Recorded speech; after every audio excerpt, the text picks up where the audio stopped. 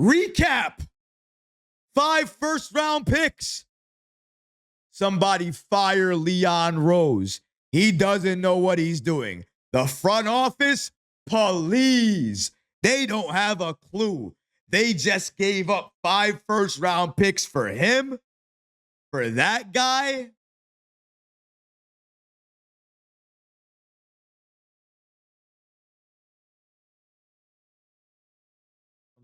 Huh? Are you guys in the back saying anything? You guys who normally leave comments, who say these things, are you guys saying anything? Oh. Hard to say things when the Mikal Bridges that you always wanted has shown up. Now, I'll give you one thing. We shouldn't have to wait till the postseason to see the Mikal Bridges that we traded for. We should see that version all season long and then see an elevated version of that Mikal Bridges in the postseason. Absolutely, I agree with you. I will give you that.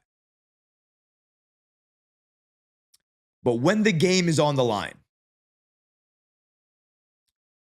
when we need to win, when we need the bucket, only some players in those moments can step up and actually get you what's known as a timely bucket. Have a timely possession, timely deflection, timely steal. Do you see a pattern? Do you see a theme? Timely.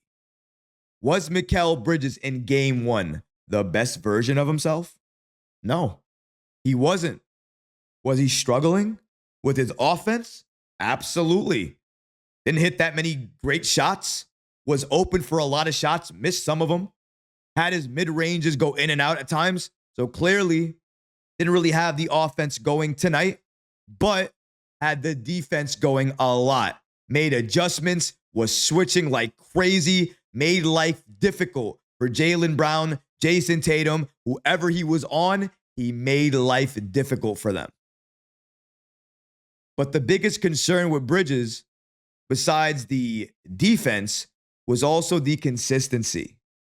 What we were going to see from Mikal Bridges on offense.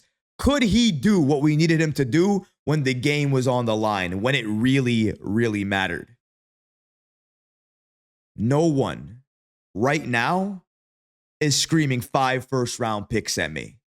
No one right now is screaming Mikal Bridges is too much hype. The Knicks paid too much for him. Why would you guys do that? Why? Why would we pay 5 first-round picks for Mikal Bridges?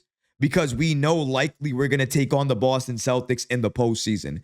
And we're going to need one of the best wing defenders, one of the best two-way players in the game today on our team. And that's why New York makes a trade like that. He didn't show up for the entire regular season, but during this postseason, maybe not always on offense, but on defense, consistently, he has showed up.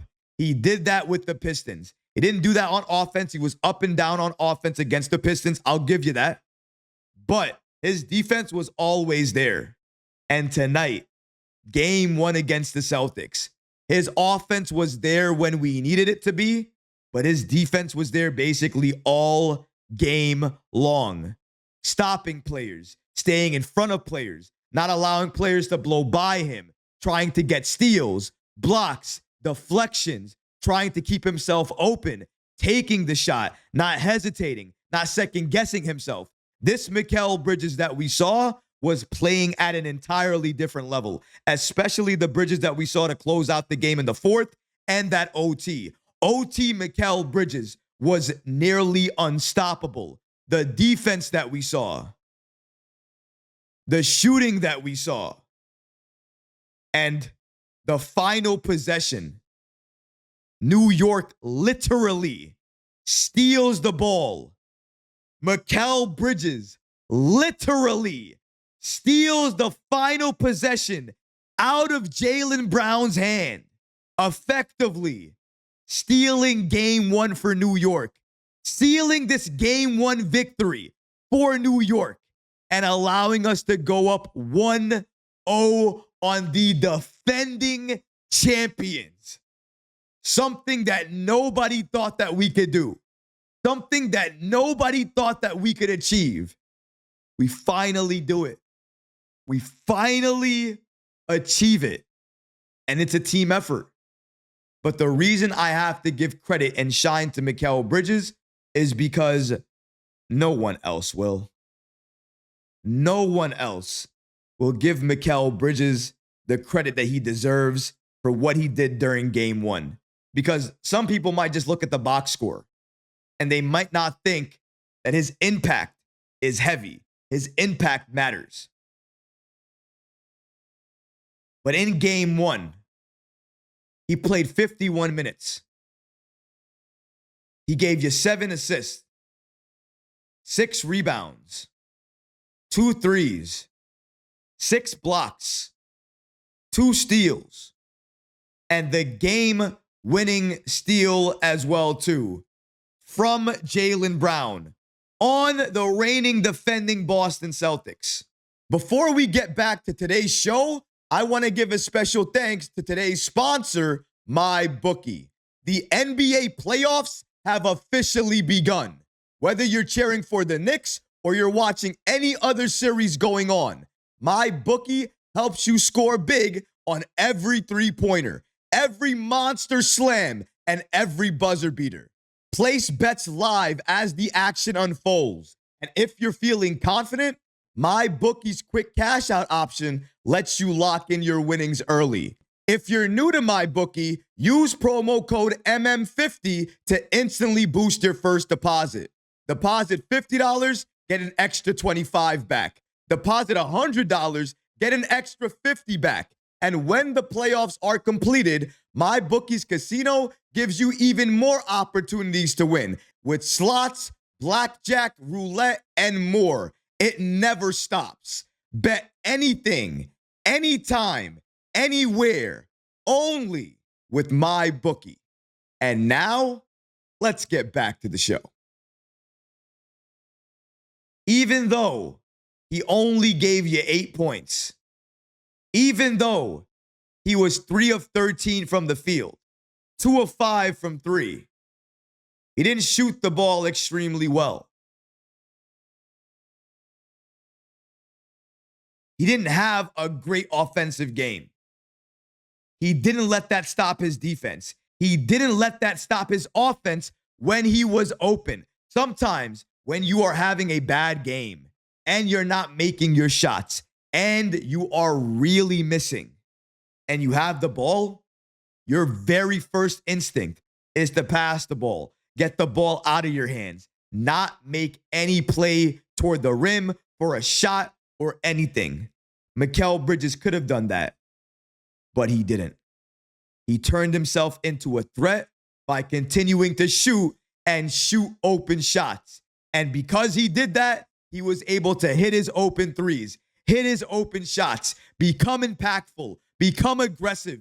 And we're not winning game one without Mikal Bridges. Big three-point play and then final possession steal. One of the main reasons we win this game, one of the main factors New York has to win this game is Mikal Bridges. Put some respect on Mikal.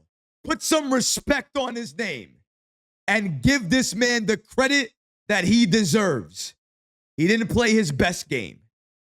He can play better and likely will play better as the postseason progresses. And the scary part is, this is not his best game. This is a below average game for Mikal. But we're talking about him because he made the plays when it mattered. He did everything we needed him to do, and he closed and shut down a lot. So many narratives. All Mikal has to do now is keep it going. Keep the play consistent and keep proving to everybody why he is one of the best players on this team and was what I called at the time a perfect fit for this roster because he complements nearly everything New York wants to run, and he can stop nearly everything the defense wants to run. That's why Mikal Bridges is so good, so dangerous, and one of the best two-way players in the game today. And he showed you why, because it doesn't matter how he's performing in terms of offense. He can adapt and make sure he's playing in a way that can still help his team. I believe. This Knicks team clearly believes. Do you guys believe? If you do, or even if you don't, let me know in the comments section below, guys, because honestly, I would love to hear from you. But that's going to do it for this episode. I hope you enjoyed it. And if you did, go ahead and smash that like button, leave a comment below, and of course, guys, please subscribe to the channel. Until next time, Knick fans, take care of yourself, your families, and each other. Peace and love.